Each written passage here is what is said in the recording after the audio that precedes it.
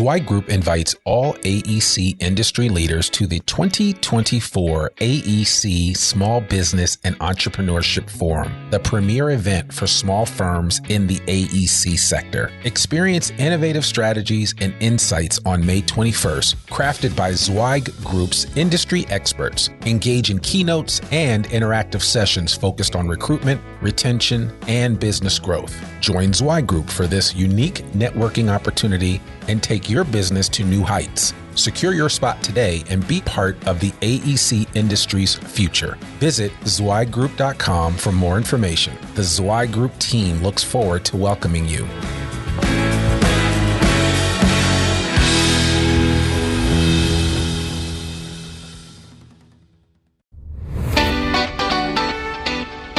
Welcome to the Zweig Letter Podcast, putting architectural, engineering, planning, and environmental consulting advice and guidance in your ear. Zweig Group's team of experts have spent more than 3 decades elevating the industry by helping AEP and environmental consulting firms thrive.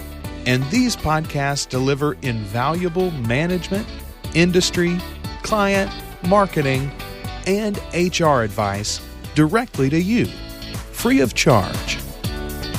The Zweig Letter Podcasts, elevating the design industry one episode at a time.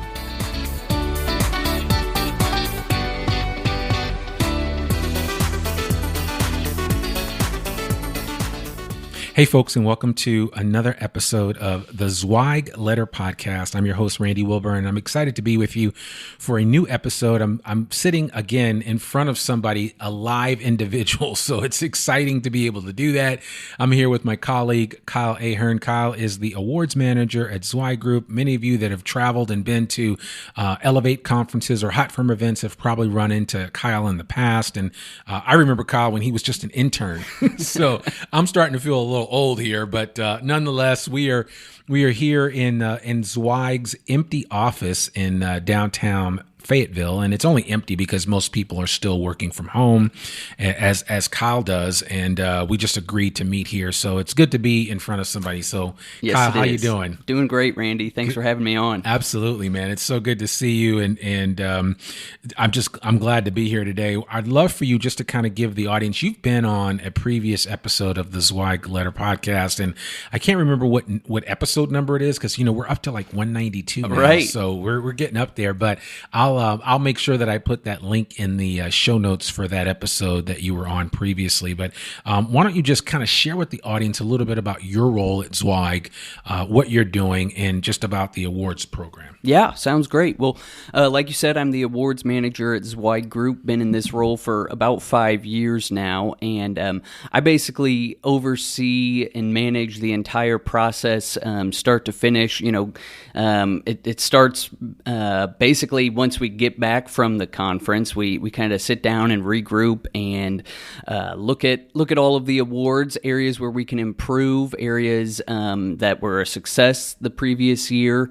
So a lot of that is the Best Firms to Work For survey. That's our annual employee policy, workplace award, and that involves a huge employee survey, the biggest one in the industry, actually. And then there's also a corporate survey involved in that as well. And then we also have our Hot Firm Award that we look at every year, and that's based off the Inc. 500, 5000 list, and that's purely just revenue-based. And then we also have our Marketing Excellence Award, which honors outstanding marketing in the industry. And then we have our Rising Stars Award, which actually was previously, or before, it was mostly just in our C+S Engineer magazine. They kind of handled that. And then a couple of years ago, we brought that into the main Zweig Group Awards fold and opened that up to all AEC professionals. So not just civil and structural engineers anymore. So that's open to any professional in the industry. And then we have our Jerry Allen Courage and Leadership Award, which I know you're very familiar with. And that honors That honors courageous leadership of any person in the industry, no matter their role, who's had to, battle adversity or bring their company through, tough times, or who've just shown outstanding leadership for their company. And then we have our newest award, which is the Top New Venture Award, which honors those, newer firms, less than 5 years old, who not only are succeeding revenue-wise, but have a great backstory and a great growth story as well. Yeah, I love that because, I don't know that we ever really took the time to acknowledge those up and coming firms, right? You didn't acknowledge anyone until they really made a lot of noise in the industry. Right. So I think that's important to do. And so, all of these awards, this is something that Zweig has been doing for a long time. The best firm to work for, hot firm. All of those are awards that have been around the block, if you will. Yes. And so they have legs and they will travel. And so what are some of the things that you've taken away from this since you've been in this role about the importance of these awards and how it impacts firms that participate in the process? Yeah, sure. So one of the pillars of our mission, Elevate the Industry, is celebrating. And that, these awards really go a long way into achieving that pillar of our mission. And, it's important for firms to work on themselves and improve and make sure they're always, as Calvin Ladner used to say, if you're not growing, you're dying. So, but that's important. But it's also important to celebrate your achievements and, celebrating being a best firm to work for, creating outstanding workplace for your employees is something that I think needs to be more widely celebrated because that's so important. Work is such a big part of your employees' lives that if you're creating somewhere where they enjoy going on a day-to-day basis, then that's something you got to celebrate. And then, celebrating growth and creating new opportunities for your employees to, have better paying jobs and more opportunities for people to come in and work. And so if you're growing and have outstanding revenue growth, that's worth celebrating as well. And then, marketing excellence, that's an area people tend to overlook. We know the importance of marketing at Zweig Group, and we always push that in our advisory services, the importance of marketing. But sometimes it's tough to tell that to a firm when they're looking at marketing as overhead. So we want to celebrate the outstanding marketing in the industry, and then the up and coming firms and the up and coming individuals in the industry. It's all great to celebrate all of those different aspects. And so I think that's one of the best things about the awards is just celebrating all of the unique and great aspects of this industry. Yeah, no, I agree wholeheartedly. And you're right about the celebration piece, especially for marketing, which, like you said, sometimes gets poo-pooed on because it's not a line item under the utilizations part of things within a design firm. But it is where the rubber meets the road, where business happens and where deals are done. And I have always historically, and since I've been involved with this industry since the 90s, recognized that a lot of firms didn't celebrate the wins. Right. And that's what you have to do. And I think, this program, the awards program as a whole, like you said, gives people a chance to celebrate those wins, but then it also acknowledges the people that are kind of maybe lower tier within the organization, but are pulling their weight and making things happen Definitely. on a daily basis. And without that acknowledgement, you miss out on a chance to really kind of build up your workforce and the people that are on your team. So yes. Yeah. Yes. And I think, the celebration isn't lost on us at Zweig Group either. Back when we had our office with everybody working in it, we had the gong, and every time we get a project win or even other types of wins within our company, you gather everybody together and you hit that gong, and is a good way to celebrate. So I think celebrating is very important, and the awards certainly play that role in the industry. So over the last 18 months that we've been dealing with this pandemic, what has replaced the gong for you guys? Because I know you guys have had some big wins lately. I just noticed on LinkedIn the other day, I think Jamie Claire had posted another successful M&A transaction that went down that Zweig was a part of, and you guys have really been moving and shaking. So how do you kind of replicate that in a virtual environment? It's tough, but we have the emails that go out to the whole company celebrating each win that we get. And then we have people who either are in the office working who can still hit the gong for those who aren't here, or people will send videos of just the gong ringing or virtual gong or something like that. But then we also get together and have like Zoom calls that we call water cooler meetings now, and so we get to get together and celebrate any wins that we have that way, and so it's good. You got to just find a way, you adapt, and I think we've done a good job of doing that over the last 18 months or so. Yeah, I mean, I think everybody listening to this podcast, myself, yourself, we've all had to adapt, and so there have been some major changes in the last 18 months. That is for sure. It's more of an understatement. And in that same line of thinking, what have you seen in terms of the change of the awards program, and maybe even some of the data that you've been pulling in, like pre-pandemic versus what you're seeing now? Yeah. What are some of the major trends that you're seeing? Yeah, well, so I've been able to dive into the 2021 data that we really just closed and kind of got cleaned up, and everything that goes into getting it organized. You have 13,000 people take a over 100 question survey. There's a lot to dive into. So the biggest thing is just across the board, everything is up. Really? Almost every single question across the board was up, and even up higher than 2019 levels, because things in 2020 dropped off, and as we really expected them to, because this survey took place right about the exact time that people were starting to have to, work from home and adjust. And so we expected, okay, there's going to be a drop off. And so it was really exciting to see basically everything rebound back to and even above 2019 levels, which, pre-pandemic levels. So that was exciting to see.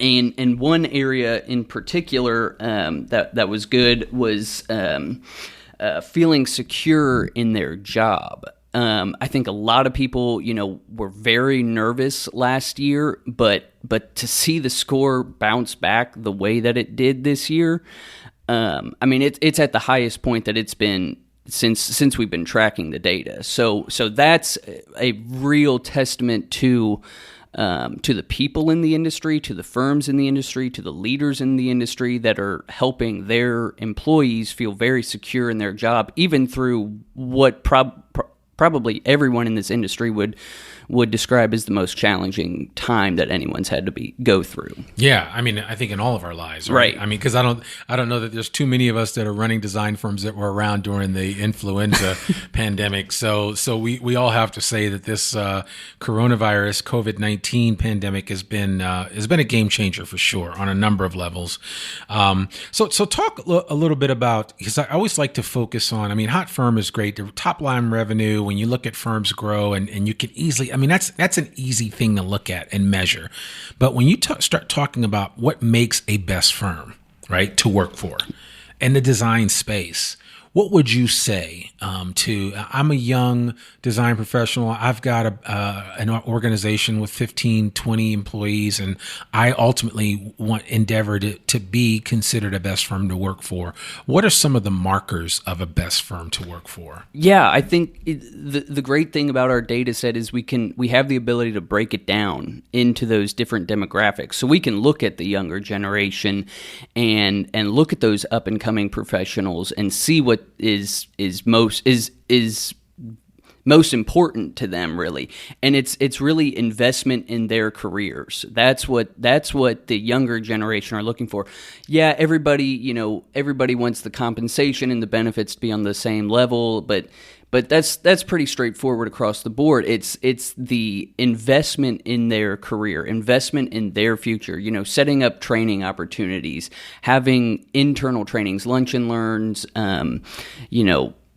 other types of, bringing people in for professional development. That's what is setting the best firms to work for apart from the rest of the field, is they're taking the time to listen to their employees and figure out what they want, but also investing in their careers and their futures. Yeah, and I've always told people that, the firms that I see that are the most successful take time for professional and personal development. And that's basically the indication if a firm is doing that, they are at least have some understanding of where their people are and what they need, right? Because everybody's never, you hire somebody within your design firm, they're not the finished product. They are where they are at that instant in time. The reality is that you ultimately want them to get to a place down the line where they're a thriving member of your organization.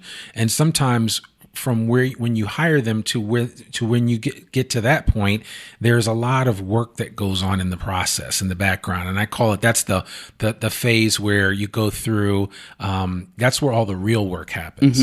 And that's where firms that take the time to do what I call that real work, that professional development on a regular basis. Maybe you set up a university within your company where you provide, ongoing training, right? Both on a professional level, right? So that those individuals can be the best version of themselves for the work that they're doing, but also on a personal level so that they can just be the best version of themselves, period, right? Yeah. So, I mean, it's kind of like a little bit of both.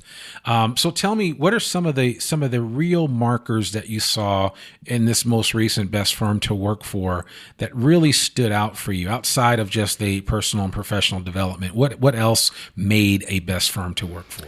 Yeah. So, the leadership as well. The questions regarding leadership, I trust my firm's leadership. I trust the future direction of the firm.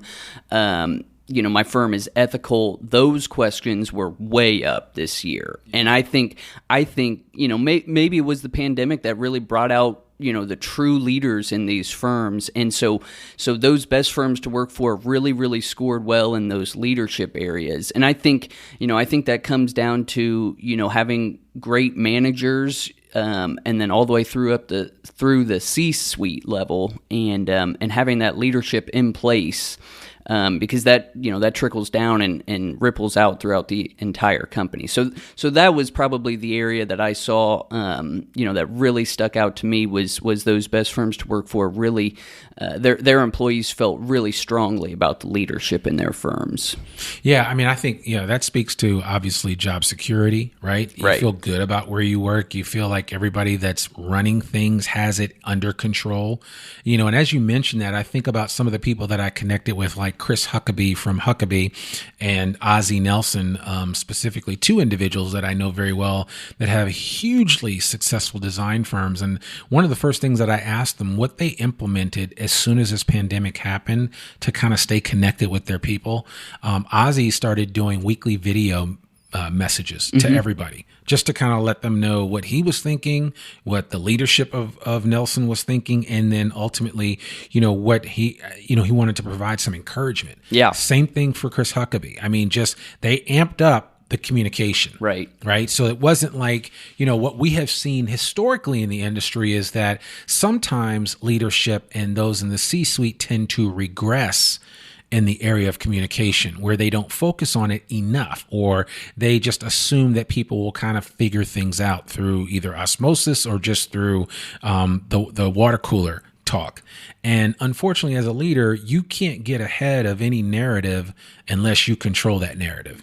And you can't control that narrative unless you're the one at the forefront providing the information and the message. Right. And it's funny that you bring that up because, we saw the drop in scores really across the board last year, but communication was up. And I think the pandemic was forced everybody to, like we said earlier, adapt.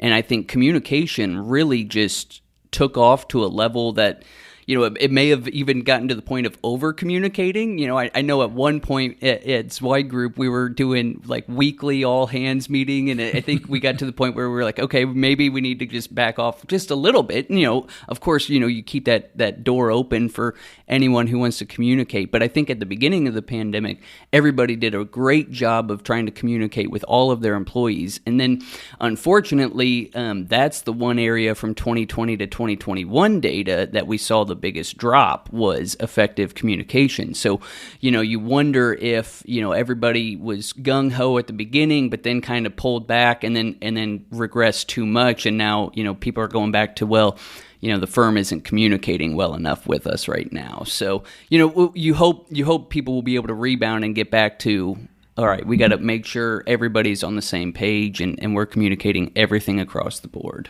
Yeah, I mean, I think that's one of the areas where any thriving organization, I don't care if you're a design firm or anything else, if you allow communication fatigue to set in, you've missed it.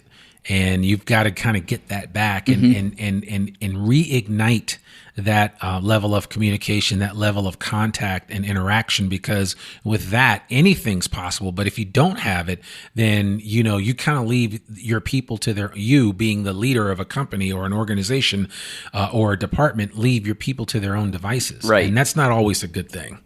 It's just right. not, you want to take that away. And, like you said, even Zweig tried to overcompensate a little bit with the regular all hands meetings, which is important. But I think if you have solid people around you, you can trust them to do the right thing. And I think they will return the favor to you as a leader that, hey, they'll get their work done. They'll do what they have to do. And then when you check in with them, that anything that you expect to get done does get done. Right. So, you don't have to constantly check in and say, how's it going? Are you done with that report? Are you working on the next report? What are you thinking about doing next week? You can walk and chew gum at the same time. Right. So, yeah. Yes. So I think it's really important. So tell me, anything that you notice with the top new ventures, less than 5 years old, any changes between pre-pandemic information and what has happened since the pandemic? Well, we actually haven't gotten into that award yet. Okay.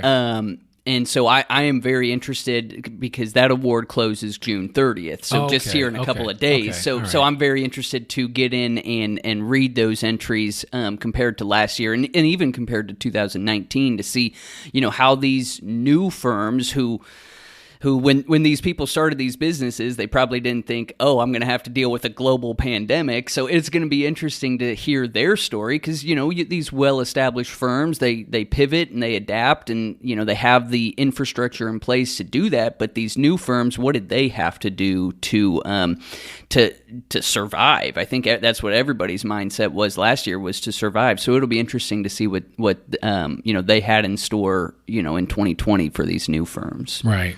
Yeah, I think that'll be good. How many, typically, especially for the new venture, since that's a newer award, how many, do you get a lot of entries for that? We don't get a lot for that, and we have just one winner for that award, and so you don't want a lot of people to apply, and then you're like, well, sorry, thanks, but no thanks. You didn't make it this year. It is one that I think we would be open to adapting in the future. If it was one that was gaining a lot of traction, because of course we want those new firms to be celebrated. You're going out on a limb to start this new company. That's worth celebrating in and of itself. So, it's one that I'd like to personally see take off. It's something we'll have to work on at Zweig Group ourselves to make happen. Yeah. Okay. Well, and now I'm going to make it a little difficult for you because I want to ask you the question that I know a lot of people throw in your face when you approach them about being a part of an award program. What is outside of, because for some people it might be like, oh, well, this is really just self-serving. I mean, I participate in the award, but it's, maybe I shouldn't be. Why be involved in these awards, period? Right? Yeah. What do you normally, how do you retort or respond to somebody that comes to you haven't asked you that. Yeah, so that is a very good question. I talk to people probably most about best firms to work for, and it's been fun to watch the change in that award in the last 5 years. When I started, it was great. We want to be considered a best firms to work for, and now people love the award still. But the data that they get back from the award, because we send everyone who participates this huge report that shows all of their employee survey data from the big survey, and they get that back whether they're a best firms to work for winner or not. And so it's been fun to watch, it go from, we love this award, this is what we go for, to the award is great, we love getting the award, but we also want the data to learn how we can improve as a company as a whole. What areas do we have that are weaknesses? What areas are strengths that we can continue to build on? And so that's what I tell people is you're getting, not only could you be an award winner, that looks great, for recruiting, for even for winning jobs, I would say, but you're also getting data back to help your firm, grow and improve and move forward. Yeah. And I always tell people that benchmark is important. Yes. Right. I mean, you need to get that information to know where you are. I remember when Mark, at the time when we were Zweig White and Associates, and Mark and Fred White were applying for both for the Inc. At the time, it was the Inc. 500, right? Because now it's 5,000, so it's a little different. But it was, the importance of it really was, as a company, to get a benchmark as to how we are compared to other ventures that are comparable to us. And where do we stand and where do we want to be, right? Yes. And so, you have all these different categories, but it's always nice to kind of see how if you stand out in the crowd, and, right. and is there room for improvement? And I think, if nothing else, the data that Zweig provides for any participant in any of these awards is invaluable. Right. Because it does give you that feedback, and we're not operating in a vacuum. We are actually getting feedback that tells us whether we're on the right path or whether we need to make some course corrections, some changes. And even with the best firms to work for, those firms that participate and even place in the top, there's still room for improvement, right? Because every organization is always getting better, ideally, right? Yes. That would be the plan. So participating in this program gives you a chance to kind of fine tune your offerings and fine tune the way that you operate as an organization. Yes, and I think you brought up an important point of benchmarking. And even if you participate in hot firm and marketing excellence, you don't get the report back that you do in best firms to work for, but you get to see how those areas of your firm, areas where you might think are strong, but you can kind of see see how you would stack up against the competition. And that's a great thing about having the in-person event, is we do get to showcase some of the marketing excellence pieces that we get to see at those in-person events. So then people can come by and say, okay, that's a good idea. Not that you want to be giving away your marketing secrets, but it's a good way to build and enhance marketing throughout the industry. Yeah, and honestly, there is nothing new under the sun. So a lot of stuff that you think, oh, I'm going to be the first to do this, somebody else has probably done it. Maybe they haven't done it as good as you, but they've done it. That Marketing and Excellence Award, I always liked participating in that part of the event, because I remember going around the table and looking at everybody's, marketing ideas and how they presented stuff for proposals or for other things. And there was a lot of really good ideas put out there. And I think it's important because you also get to share that information at the event. And so people can kind of see what your peers are doing, how they're doing it. Maybe they have a bigger, better mousetrap. And I think there's always something to be learned from looking at what other people are doing. Not that you have to copy them, but imitation is the sincerest form of flattery. And sometimes it's good to imitate some people that have had some success because invariably some of those breadcrumbs will fall on your plate and you can benefit from it. So that's right. Yeah. So I think that would work. And then, of course, you have the Jerry Allen Courage and Leadership Award, which is a tremendous award. And it's in the name of an individual that I actually worked with. And so, again, I feel really old. I mean, he passed away in the early 2000s, and Jerry and Mark were very close. And Jerry gave Mark one of his first jobs in the design industry as a whole when Mark was at Carter and Burgess there in Fort Worth, Texas. And, Jerry was an outstanding guy, but he was anybody that wins this award is definitely a different kind of leader. Yes. Meaning that they don't take a lot of mess, that their word is their bond. And, they definitely care about the people that are around them and want to see people be successful and have something to show for it, right? Because Jerry made a lot of very successful people around him, not just successful within the scope of the work that they did, but also financially successful. And I still talk to some of these people to this day, and they have nothing but praise for this man. That's he's passed on, but his legacy still lives around and so many people. And I really applauded Zweig for doing this award because it means so much to this industry to be able to look to individuals that have that type of sensibility as a leader. And I can think of the different people like John McAdams and others that have been previous award winners that are just stand-up individuals. Yes. And so that award is really important, and that is a merit-based award for sure. I mean, you make no mistake about it. There isn't any. I mean, there's not a whole lot of voting that goes on there. You kind of look and like they say, the proof is in the pudding. Yes. And you can look at the work that people have put in by the sweat of their brow and be able to make some comment about what somebody's like. And so I certainly encourage in the future, those of you listening to this, if you think that you have a Jerry Allen type leader, that you should throw their name into the hat. Yes. And make a case for why they should be considered for the Courage and Leadership Award, because I think it's one of the most prestigious and special awards in the design industry. Right.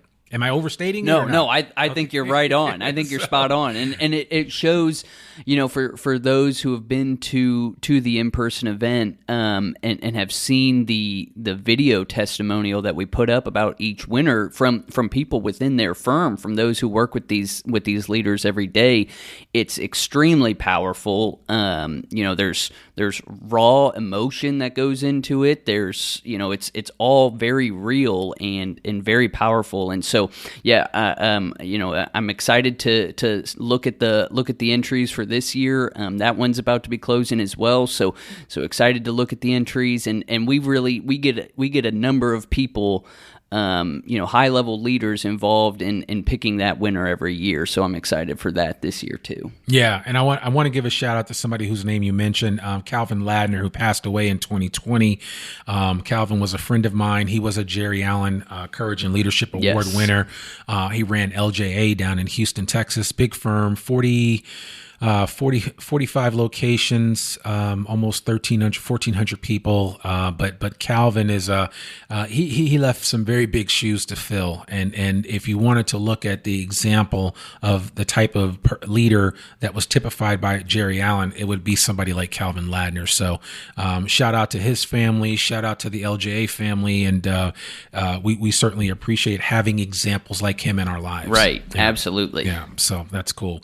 So anything else that you want to tease before we close out this particular episode about the future of awards at Zweig Group? Well, I mean, just some exciting things that we're doing with best firms to work for. We've developed a few tools that allow us to not just look at demographics industry wide, but we can break down demographics firm by firm now. So if a firm was interested, every firm has those areas of weakness, like we said earlier, but it's not firm wide and areas of weakness. So if you can pinpoint it and then and then go to work on that area, or pinpoint areas of strength and build out from there, then I think that only serves to improve your firm. So, that's an exciting tool. We're offering full analysis of best firms to work for, employee survey results.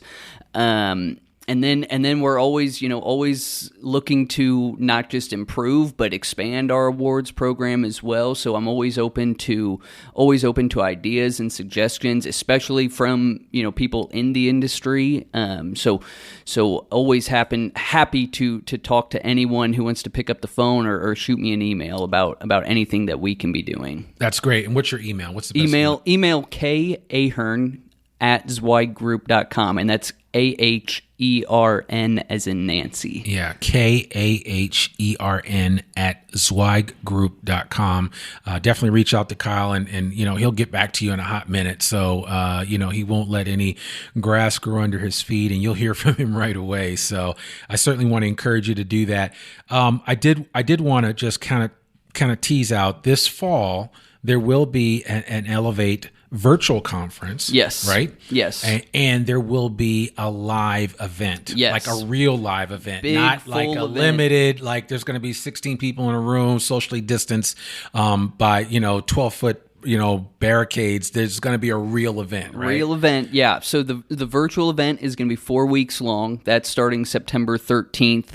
It's just going to be, maybe 1 or 2 sessions a day for those 4 weeks. So it's very easy to kind of pick and choose. If you have a couple hours one day or a few days throughout the week, it's going to be high level content. It was last year. People raved about it. I think we had over 1,800 people attend those virtual sessions.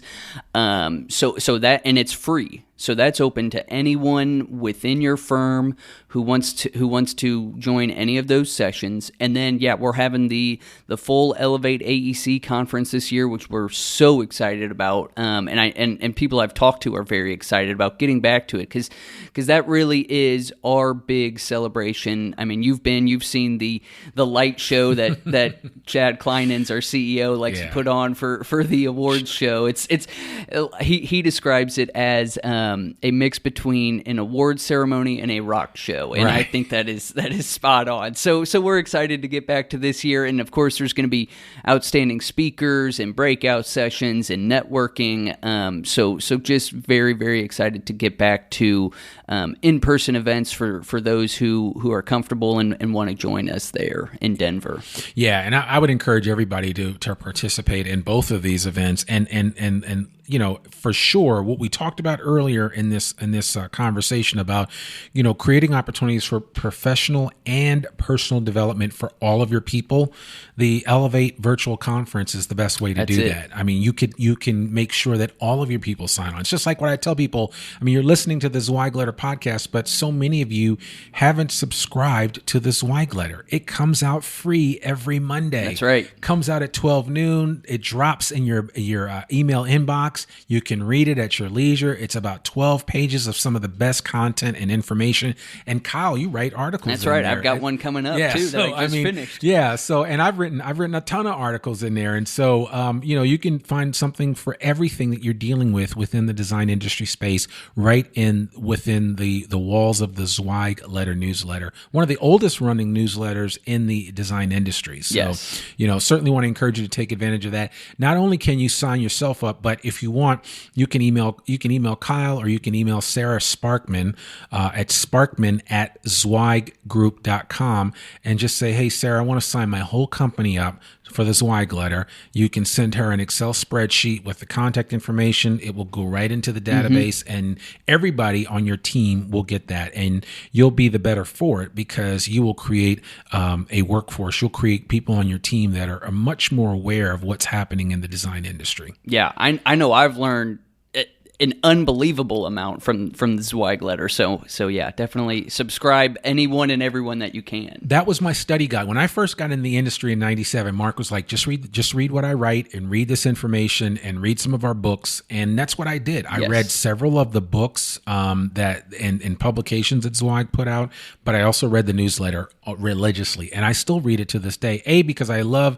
enjoying reading Mark's articles and everybody else's articles that are in there. Jamie Claire, Chad Kleinen's, Phil, Kyle, everybody that's part of the advisory at Zweig Group writes really well. And so it's always good to read those because I get good ideas. And some of those translate over into other industries. So there's a lot of benefit there. So if you're listening to this and you haven't subscribed to the Zweig Letter newsletter, what are you waiting for? Stop what you're doing right now, plus pause, go subscribe, come back, finish up this episode because we're done now. We're done anyway. So, but thank you so much, Kyle, for coming on the podcast. We really appreciate you. I mean, you've grown a lot. For folks, for those of you that when Kyle first started working here, he was an intern, and then he worked with me in executive search for a while, and then moved. I mean, he has advanced, and at every level he has rang the bell of achievement. So I wish you nothing but continued success, my friend. You're now married, you've got kids, a dog, the whole 9 yards. So you are adulting at a high level. So thanks, Randy. Yeah, you've been able to see it all. So and I've definitely learned a lot from you. So I very much appreciate it. Oh, absolutely, my friend, absolutely. Well, folks, there you have it. Kyle Ahern, awards manager at Zweig Group.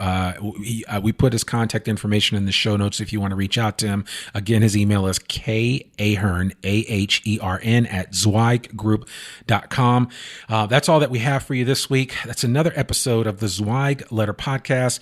You can learn more about one of the oldest newsletters in the design industry by visiting thezweigletter.com. Read about articles online, listen to this podcast, sign up for a free subscription to the newsletter, and have it delivered right into your email inbox every Monday morning. Just like I said earlier, sign up today. For more info about Zweig Group's advisory services or any Zweig Group publication, visit zweiggroup.com. You can subscribe to the Zweig Letter Podcast wherever you listen to it, and please consider rating and reviewing us on Apple Podcasts. I'm your host, Randy Wilburn, and we'll see you soon. Peace. Thanks for tuning in to the Zweig Letter Podcast.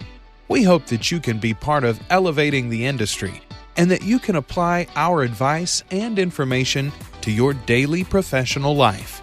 For a free digital subscription to the Zweig Letter, please visit thezweigletter.com/subscribe. to gain more wisdom and inspiration, in addition to information about leadership, finance, HR, and marketing your firm.